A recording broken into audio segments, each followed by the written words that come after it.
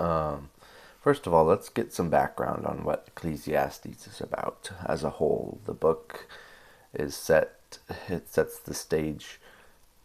So the goal for this book sets the stage for, um, yeah, the background. The goal for this is to set the stage for the background and main themes. Okay, so the key points we have here. The author is traditionally believed to be Solomon, King Solomon, in his latter days, near the end of his life. So he's been through a lot and had, you know, experienced all of those kind of things, and like all of life basically. And remember how King Solomon had 700 wives and 300 concubines. So like, yeah, he's had so much to work with, and so he's, yeah, the just having all of these kinds of things puts this book into an interesting perspective. So, um, oftentimes, he is what is called traditionally called a Kohelet. Kohelet. It's spelled Qohelet for the transliteration of it, and that means teacher basically. So this is really what Ecclesiastes is. It's a wisdom teacher for the people. So the context of it being written is for, yeah, again, I said the end of Solomon's life, and so it's reflective, it's poetic, and it's also brutally honest. So that's why I love this book, and we're going to go through it. We are, and again, this is a poetic section. It's part of the wisdom section of the Hebrew Bible. So, all right. So then, yeah. So again, we're gonna go through the main theme, which is under the sun, and that it literally means about the ultimate vanity. Um, it's it's heavy vapor, fleeting, just completely meaningless, um, without God. And that's the point: is that without God, all of these things are just completely worthless, and that's the purpose we're getting into, which is to confront worldly wisdom and pleasure, and to push readers to fear God. So philosophical, raw, searching.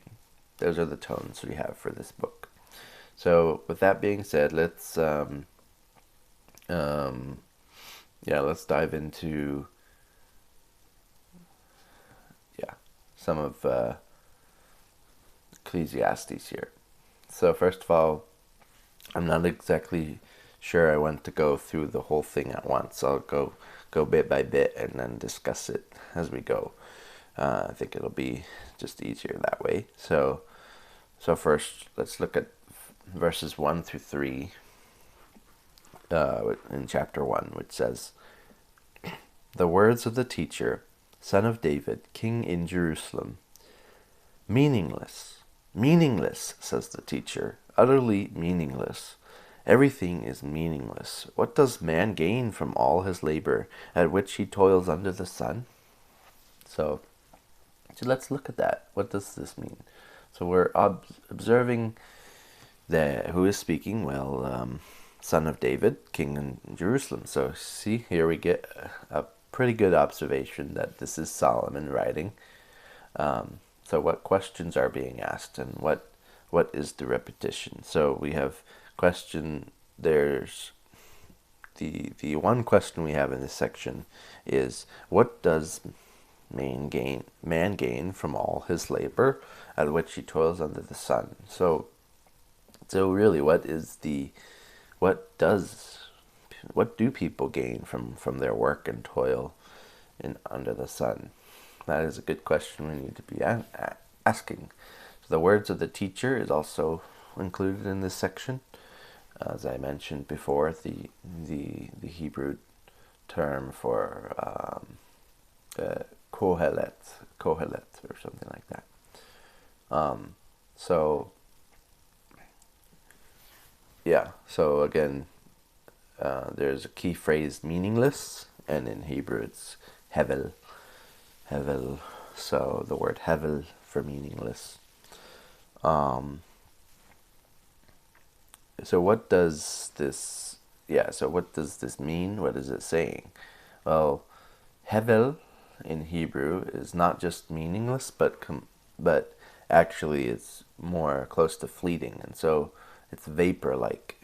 So so in a sense, it's not saying that it's undefined or just nothing. Okay, it's saying that it's something momentary that is right there, and then just like a vapor disappears. It disappears into the sky. Like, think of the things we have in this world, and the vapor just going into the sky and then disappearing. We can't really see that process once it's in its completed gas state. So boom, we got the vapor. Okay, so this is framing a question for the whole book. Okay, so the teacher is setting up this existential struggle. So why? So knowing that we have this, excuse me. So knowing we have this meaningless phrase used. Okay, we're gonna work through that in this study. So what are we working on, and what are we working for? What is our gain in the world? Do we seek lasting meaning in temporary things? So these are some good questions to think about. Like, yeah. So verses 4 through 7. Let's read those. Generations come and generations go, but the earth remains forever. The sun rises and the sun sets, and hurries back to where it rises. The wind blows to the south and turns to the north. Round and round it goes, and returning on its course. All streams flow into the sea, yet the sea is never full. To the place the streams come from, there they return again. So let's look at that section. So what are some patterns or images that we see here? Well, we see earth. We get generations come and go, but we see earth remains forever. So from our standpoint, we see the earth continuing to live on as our generations move into new generations. So we have the earth. We have the sun, which rises and then sets, and then it rises again and then it sets. So there's that repetition. Then we have the wind blows to the south and turns to the north, and round it goes. So there we go. We got the winds, and then we got the streams. Ever returning on its course. All streams flow into the sea, yet the sea is never full. So here we see a picture of something that just like a complete process that just continues to go on forever. It repeats and goes on. Boom, boom. From our perspective, we're seeing it just continuing the same as it always does. We have moments like that in our world, and so I suppose in a way it can seem like vain repetition, like nothing really is going on here. And so keeping that in perspective with his original question of things meaningless under the sun, gotta keep that in mind.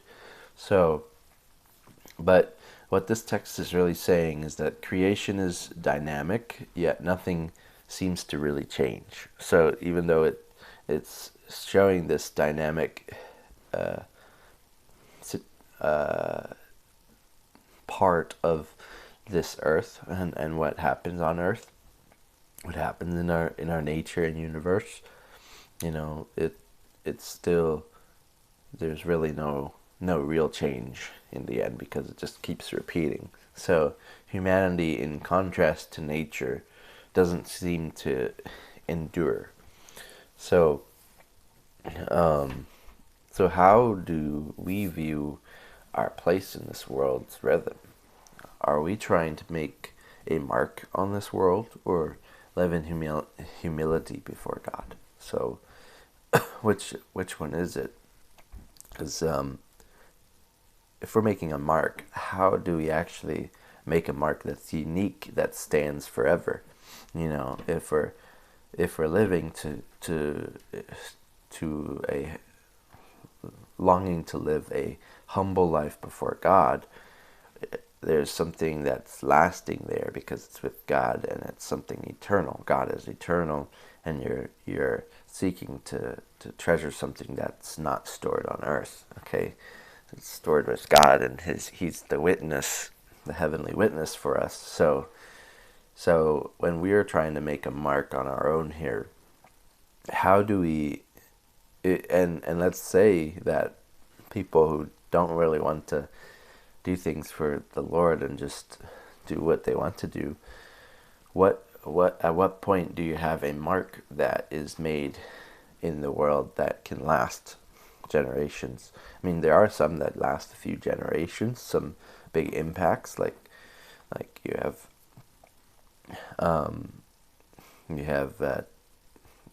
the ending of the slavery in the after the Civil War with Thomas Jefferson, and then you have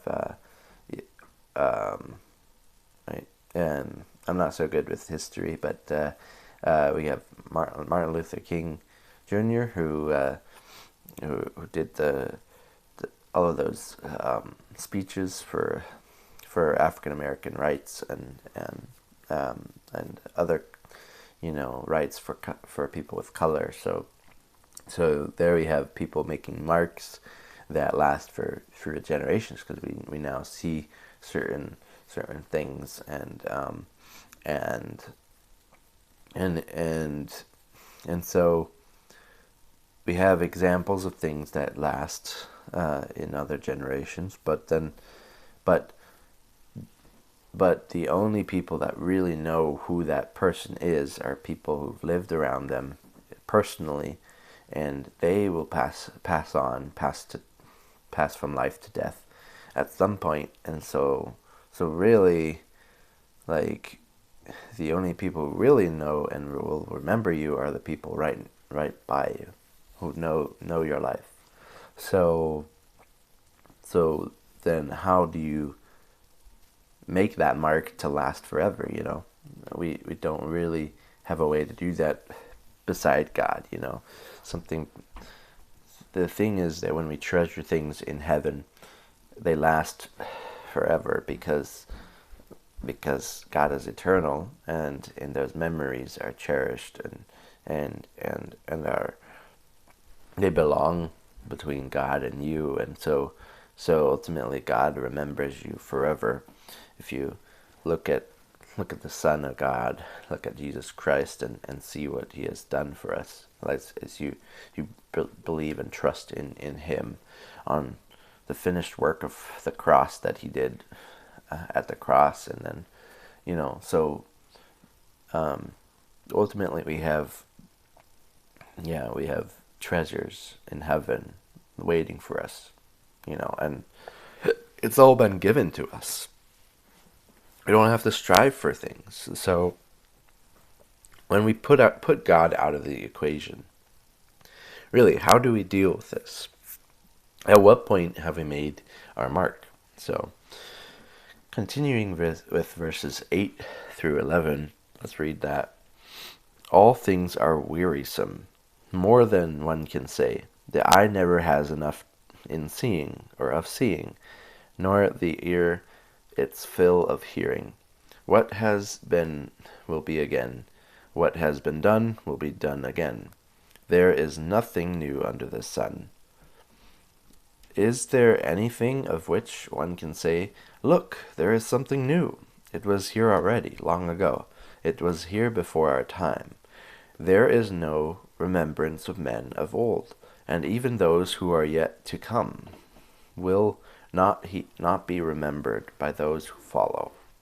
Yeah, I guess this section already kind of explains some of my questions in my application of the previous section, but yeah, here he's saying there's no point in this when of making a mark when people's men of old, their remembrance are no more, So let's look at some of this observation then. So all things are wearisome, we see. All things are wearisome. So eyes not satisfied, we see, and then ear is never full. It's yeah. And then we see there is nothing new under the sun. So those particular observations we see there's which is the question continues with, what can someone say that is new, that is different? Is there really something different? We have so human desire is kind of bottomless. So history forgets people and their achievements, and so again we lose a whole lot of things from people in history. And so what are we doing with this in life? Why or the why or where do I try to find newness or satisfaction? Where should I try that? How might God give deeper meaning to seemingly repetitive life? So what are ways in which we bring newness and fullness? Because after all, like, Christ is really what makes us new, and he continues to make everything new. So if he's making everything new, what does that really mean for us as a world, and as just the nature of this world, since the world seems to be in vain and repetition is meaningless. So what does it mean for Christ to make everything new? That is a good question, because what does Christ make new for us? Well, he gives us life. That's the first thing. And we are dead before we know him. Spiritually, we are dead, and physically we're like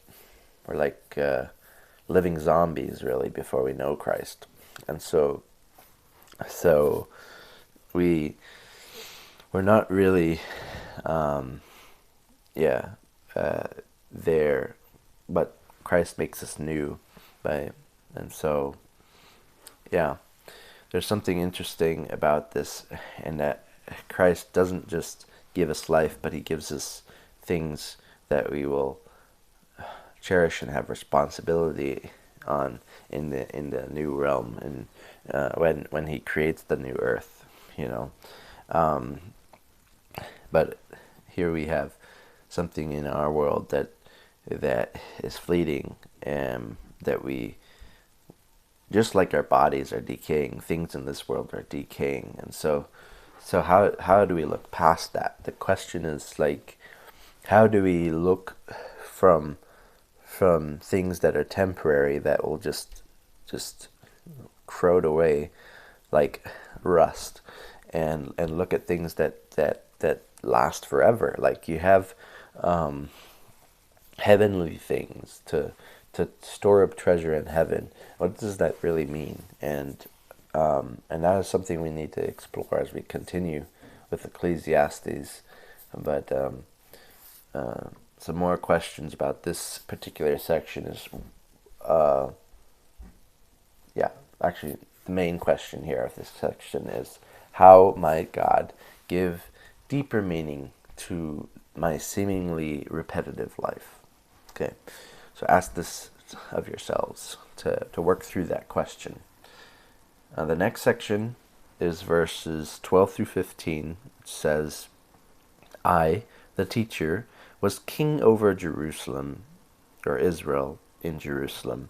I devoted myself to study and explore by wisdom all that is done under heaven. What a heavy burden God has laid on men. So I have seen all the things that are done under the sun. All of them are meaningless, a chasing after the wind. What is twisted cannot be straightened. What is lacking cannot be counted. So that's our section now. So what are we observing here in this text? We observe that the teacher has explored all wisdom under the sun. If we're familiar with the story in from 2 Samuel to I think it's 1 Kings really where Solomon gets introduced, and God gives him a choice to ask for riches, ask for different things, and God and instead Solomon asked for wisdom, more wisdom, because he wanted to know God's wisdom, know more of God's wisdom, so that he could lead his kingdom. So because that was, so God was intrigued by that. Well, not surprised. I mean, God is God, but God used that opportunity because he was searching for wisdom and not just those fleeting riches. God decided to give him that wisdom, but also give him riches along with it. So that's what happened in Solomon's early days before he started bringing in more wives and concubines from foreign places. Like, he had a really good strategic mind with a lot of negotiation and political power, but again, he just, because he's making all these he planned all these marriages with all these women, from different foreign places. Spiritually, he's like torn from side to side, from desires to please each one of them in different ways. There's so much conflict within his spiritual self, and physically and emotionally he'd be in conflict too. So again, like, we see this idea politically. I'm going through Ecclesiastes, talking about Solomon. So because we're going through his wisdom books. So yeah. But anyways, the point I'm trying to make here is that he had a lot of wives and tried to make political connections in his time. So again, he asked for wisdom, got wisdom, used that wisdom, but again, we see the poor choices throughout 1 Kings when we read that story. But in Ecclesiastes, it's good to remember that he's been through so much here. It's near the end of his life that he's sharing this in Ecclesiastes. And and so so it says, let's see. So it's a heavy burden God has laid on man. That's the big point that he's making in this section. So questions about this. Well, when have I pursued knowledge expecting fulfillment? Asking that kind of question, like when knowledge seems to fulfill something, like at what point is that? I mean, we have small cases of like learning mathematics so that we can do all kinds of things later in life. We have certain fulfillment in being able to do those kinds of tasks. Maybe we have, yeah, different situations here, and but this is a good question. Are we seeking wisdom apart from the fear of the Lord? So are we seeking wisdom in places that, again, they're just temporary? They don't last forever. If we're seeking them either in a dream in our minds or in something else, like physical things that yeah. Anyways, so let's look at the next section, which is verses 16 through 18. It says, I thought to myself, look, I have grown and increased in wisdom more than anyone who has ruled over Jerusalem before me. I have experienced much of wisdom and knowledge. Then I applied myself to the understanding of wisdom and also madness and folly. But I learned that this too is chasing after the wind. So for with such wisdom comes much sorrow. The more knowledge, the more grief. So really here we're seeing that the teacher boasts about great wisdom that he got throughout his life and the learning, but we see his result is that much wisdom brought him much sorrow. So so the more you know, the more you realize how broken things are. In a way that is kind of true. This isn't anti-wisdom, but more of an anti-pride situation, a self-reliance situation. Have you experienced wisdom as a burden, and how can godly wisdom be different from worldly wisdom? So to wrap up some of this stuff in chapter 1, what are some takeaways we can take? Well, what surprised you the most in this chapter? We talked a lot about Solomon's background, but that's just because we need to know who he is and why he's writing these things, so that we can understand the immediate context of the original audience, and then we can understand our application. So, so what surprised you about this particular chapter? How does Ecclesiastes 1 challenge your view of life, work, or wisdom? So yeah, thanks for joining. We're just reaching the end of the final part of this chapter, and then we'll move on to chapter 2 for this